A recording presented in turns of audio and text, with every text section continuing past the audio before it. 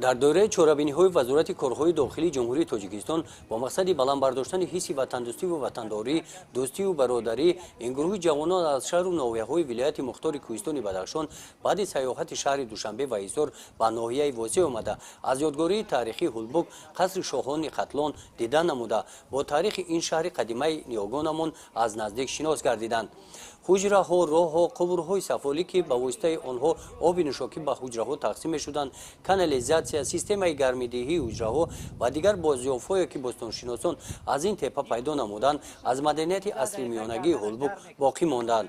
میسر عزیزبکова سردار شعبه کار با نابلیغان و جوانان ریاست وزارت کارهای داخلی تاجیکستان در ولایت مختار کوهستان بدخشان در این سفر راهبلد است. او میگوید که در این سفر جوانان دوستان نو پیدا نموده از تماشای موضوعهای فرهنگی کشورمان تاثیرات‌های نیک برداشتند.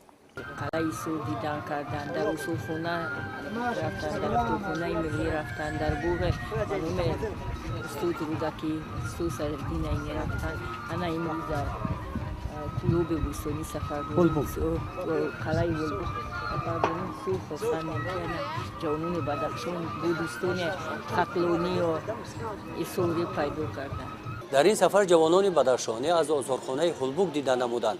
همایان نگاره‌هایی که باستانشناسان از قلعه هولبوک پیدا نمودند در آثارخانه هولبوک نگاه داشته شدند.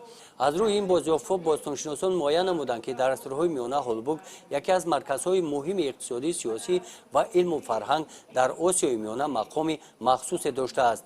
در جنبست سیاحت بخشیده به سال رشد سیاحی و هنرهای مردمی از نام رهبریت ممنوعگاه تاریخی هولبوک و برادران بدخشانی همچون رمز احترام این رویمالچه با تصویر هولبوک تقدیم کرده شد.